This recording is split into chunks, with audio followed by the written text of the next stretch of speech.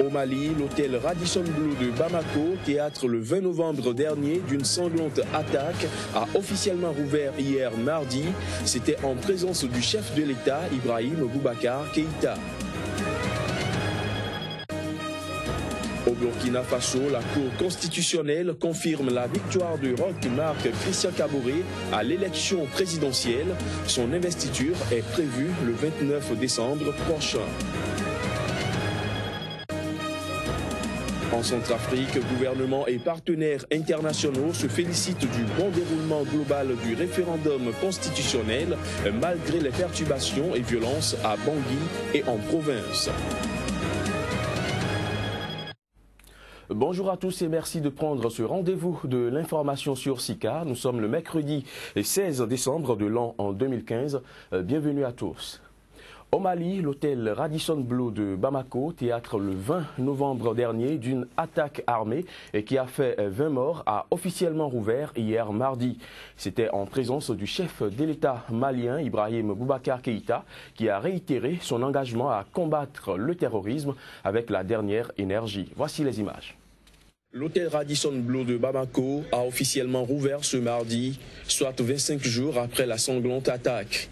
Le chef de l'État malien, qui a présidé la cérémonie de réouverture, a visité l'hôtel remis à neuf, occasion pour le président Ibrahim Boubacar Keïta, qui a décoré un responsable de l'hôtel et à titre posthume 3 employés tués lors de l'attaque, de réitérer son engagement à combattre le terrorisme avec la dernière énergie. C'est la victoire de la vie, Des mesures de sécurité ont été renforcées dans cet établissement de standing situé dans l'ouest de la capitale malienne. Il y a eu quelques emplacements techniques. Il s'agit de la porte en gris. On a fait ça pour maintenant fixer certains agents armés aussi au vu de la porte. Et puis on a reçu aussi des améliorations par rapport à la formation technique, la formation professionnelle. Il s'agit des techniques de corps à corps dont on possédait déjà tous les éléments de l'escorte. Et puis aussi on a reçu quelques formateurs aussi sur l'aspect sécuritaire même de l'hôtel. Le Radisson Blu a été attaqué le 20 novembre par des hommes armés qui ont tué 20 personnes, dont 14 étrangers.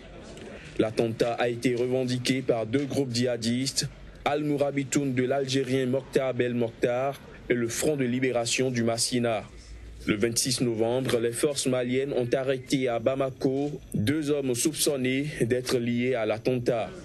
Depuis, ils demeurent en détention et aucune nouvelle arrestation n'a officiellement été effectuée en lien avec l'enquête. Il faut avancer. Au Burkina Faso, le Conseil constitutionnel a confirmé la victoire de Roch Marc Christian Kaboré à l'élection présidentielle du 29 novembre dernier. Ancien baron du régime de Blaise Compaoré, passé dans l'opposition 1 an avant sa chute, Roch Christian Kaboré a été déclaré vainqueur dès le premier tour du dit scrutin avec 53,46% des suffrages. L'investiture du nouveau président burkinabé aura lieu le 29 décembre prochain. Elle sera la première passation de pouvoir entre 2 présidents civils depuis l'indépendance du pays. Les militants et sympathisants du parti moderne Fa-Lumana de la diaspora fustigent l'arrestation et la détention arbitraire de leur leader Hama Amadou, ancien président de l'Assemblée nationale du Niger. C'était à l'occasion d'une tournée de la coordination de la formation politique dans certaines capitales de la sous-région ouest africaine. Une tournée qui intervient à quelques jours de la tenue des festivités marquant le 55e anniversaire de l'indépendance du Niger. Une mission conduite par le sieur Yacouba Soumana, coordonnateur du parti de l'ancien président de l'Assemblée nationale, Hama Amadou, dans les grandes capitales de la sous-région, démontre à quel point la préoccupation de la diaspora nigérienne par rapport à la détention arbitraire de leur président leur tient à cœur. Je faisais partie des personnes arrêtées arbitrairement lors de l'arrivée du président Hama Amadou à Niamey. On m'a posé tout un tas de questions sur mon appartenance politique et on m'a accusé de préparer un coup d'État, ce qui est faux. Dans l'arène politique, un franc jeu s'impose. Mais au Niger, l'on a des personnes tapies dans l'ombre qui tirent les ficelles. Et c'est le lieu ici d'interpeller le chef de l'État pour plus de transparence et surtout de franchise. Tel est l'objet de notre mission. Plusieurs voix se sont levées pour fustiger l'arrestation et la détention arbitraire de Ham Amadou. À l'approche de cette grande date marquant les 57 ans de la proclamation de la République du Niger, le souhait de plusieurs Nigériens est de voir leur pays revenir sur la voie normale, avec la libération de tous les détenus politiques et se retrouver autour d'une même table pour parler le même langage. Au Bénin, un citoyen qui serait arbitrairement détenu pendant 11 jours par la police a rendu l'âme hier mardi.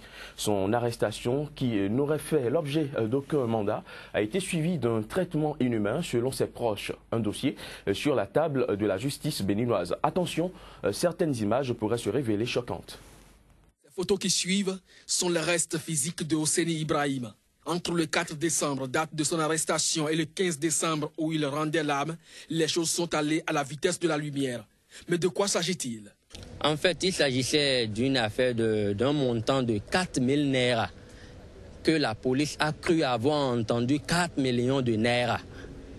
Parce qu'ils ont eu à travailler sur le chantier au Nigeria et il restait l'équivalent d'un montant de 40 000, soit environ 120 000 francs CFA.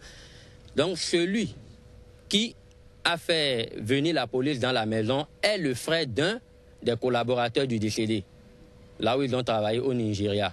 Donc de là-bas, quand ils ont fini le chantier, l'autre est revenu sur Cotonou. Entre-temps, il leur a confié un certain nombre de travaux où le propriétaire de la maison est censé les solder avec le résidu de son argent, ce que le propriétaire n'a pas cru devoir faire. Et c'est là où le collaborateur a appelé lui, son grand frère à Cotonou, pour lui signifier de ce que voilà, Hosseini Ibrahim, le décédé, leur doit environ 4 000 naira. Lui, il a cru avoir entendu 4 millions de naira et il a débarqué à la police avec des amis. Ils ont pris la route aussi pour faire irruption, sans convocation, sans mandat.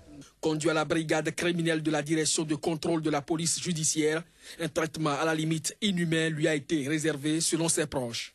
Là, on est allé voir le petit, il ne se levait même plus, il parlait à peine. Il a dit, il m'a tué, papa il m'a tué, papa il m'a tué. Donc, je lui ai demandé de nous laisser l'amener à l'hôpital. Il m'a dit non, il n'a qu'à mourir s'il veut mourir. Hosseini Ibrahim est effectivement mort, soit après 11 jours de détention par la police béninoise. Homicide ou assassinat? Combien d'Hosseini le pays compte à huis clos du fait de la police? La justice béninoise se serait saisie du dossier. En Centrafrique, malgré les perturbations et violences qui ont émaillé le référendum constitutionnel à Bangui et en province, gouvernements centrafricains et partenaires internationaux se sont officiellement félicités du bon déroulement global du scrutin. Près de 2 millions de Centrafricains étaient appelés aux urnes dimanche dernier pour approuver une nouvelle constitution avant la présidentielle et les législatives du 27 décembre prochain, censé clore la période de transition et remettre le pays sur les rails. Le scrutin a été prolongé lundi dans certaines zones, notamment dans le quartier musulman PK5 de Bangui, où avaient eu lieu la veille des combats à l'arme lourde, et en province où plusieurs incidents violents ont été rapportés. Au Soudan du Sud, après 2 ans de guerre et plusieurs cessez-le-feu jamais respectés, un accord de paix a été signé le 26 août dernier.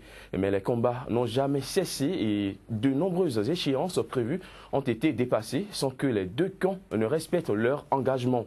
Dans tout le pays, l'ONU accueille dans ses différentes bases 185 000 personnes trop effrayées pour repartir chez eux. Voici les images. C'est pour une nuit qu'ils étaient venus en décembre 2013 afin de fuir les tueries déclenchées par les soldats qui saccageaient Juba.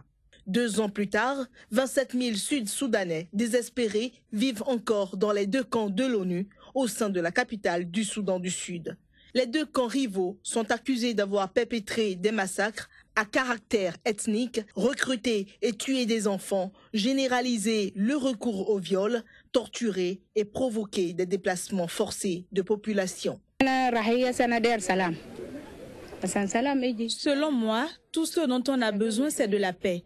La paix parce que nos enfants doivent vivre une vie meilleure et continuer leur éducation. Nous ne voulons pas être déplacés à nouveau comme en 2013 parce que la plupart de nos enfants y ont laissé la vie. Des enfants sans leur mère et des mères sans leurs enfants ou leurs maris. Nous ne voulons pas que ça se reproduise. Nous avons besoin de la paix. Les gens nous considèrent comme des animaux ici au Soudan du Sud. Nous ne sommes pas des animaux. Il faut qu'ils nous traitent comme des êtres humains, qu'ils nous apportent des médicaments parce que nous avons beaucoup de maladies. Le pays reste menacé de famine. En octobre dernier, des experts mandatés par l'ONU ont affirmé que sans aide d'urgence, plus de 30 000 personnes risquaient de mourir de faim dans les régions les plus ravagées par la guerre civile. Nous souffrons beaucoup car nous manquons d'eau. Le programme alimentaire mondial nous apporte un peu d'eau, un peu de sorgho et de l'huile de cuisson. Mais c'est surtout d'eau que nous manquons. Les gens ici souffrent. Ils en meurent tous les jours ici. Fin novembre déjà, le secrétaire général de l'ONU, Ban Ki-moon, a estimé que le non-respect du calendrier de l'accord jetait un doute sur la détermination à appliquer le processus de paix. De nombreux groupes armés et milices ethniques épaulent l'armée ou la rébellion, mais certains échappent largement à toute autorité. Restons au Soudan du Sud, où l'hôpital de Kodok, qui se trouve au nord-est du pays, est sur une ligne de front. En effet, bien qu'opérationnel, l'hôpital doit quotidiennement faire face aux tensions liées au conflit avec le Soudan voisin. Une situation que déplorent les usagers de cet hôpital. Les images. Je ne suis pas parti parce que j'ai besoin d'aider les gens. Ils ont besoin d'aide. Donc, l'équipe de l'hôpital vient également. Ils viennent travailler.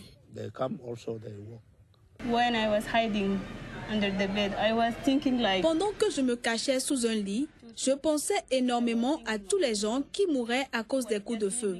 Je pensais aux gens qui vivaient à côté de l'hôpital et aussi à ceux dans l'hôpital. Je me disais qu'ils étaient en train de mourir. C'est à ça que je pensais.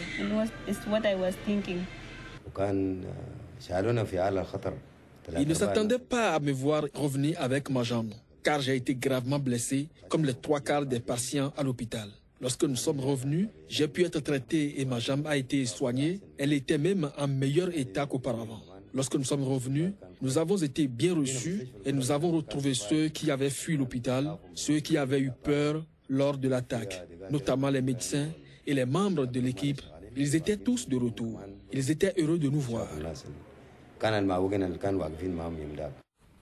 Hors du continent africain, plus précisément au Brésil, la police a mené hier des perquisitions dans les résidences officielles et privées du président de la Chambre des députés, Eduardo Cunha, principal adversaire de la présidente de gauche Dilma Rousseff. Ceci dans le cadre des enquêtes sur le scandale Petrobras. Voici les images. L'enquête sur Petrobras, lancée en 2014, a mis au jour un système de trucage systématique des marchés passés entre Petrobras et ses sous-traitants, donnant lieu à des commissions de 3% sur chaque contrat, dont une partie était reversée à des élus de la coalition au pouvoir. Parmi eux figure le président de la Chambre des députés, Eduardo Cunha, accusé par le parquet en août d'avoir reçu des pots de vin d'au moins 5 millions de dollars de ce réseau de corruption. Il fait également l'objet d'une enquête sur de présumés comptes bancaires secrets en Suisse alimentés par l'agent de Petrobras. Tôt ce mardi matin, des agents de la police fédérale ont commencé les perquisitions au domicile du député évangélique et ultra-conservateur qui a lancé la procédure de destitution à l'encontre de la présidente Dilma Rousseff pour maquillage des comptes publics. Selon la police, l'opération policière déclenchée sur l'ordre de la Cour suprême se déroule simultanément dans plusieurs États du pays et vise d'autres hommes politiques, dont le but d'éviter que des preuves importantes ne soient détruites par les accusés. Au total, 53 mandats de perquisition devront être exécutés, dont au moins 4 concernent 2 ministres et 2 parlementaires du même parti centriste que Eduardo Cunha, selon la police qui saisit notamment des téléphones portables et des ordinateurs. L'enquête sur le gigantesque scandale de corruption autour de Petrobras a déjà envoyé en prison des élus du Parti des travailleurs, parti au pouvoir et de la coalition, la plupart des ex-directeurs du géant étatique et les patrons des plus puissants groupes de BTP du Brésil, ainsi que le PDG de la banque BTG Pactual. Fin de cette édition, merci de l'avoir suivi.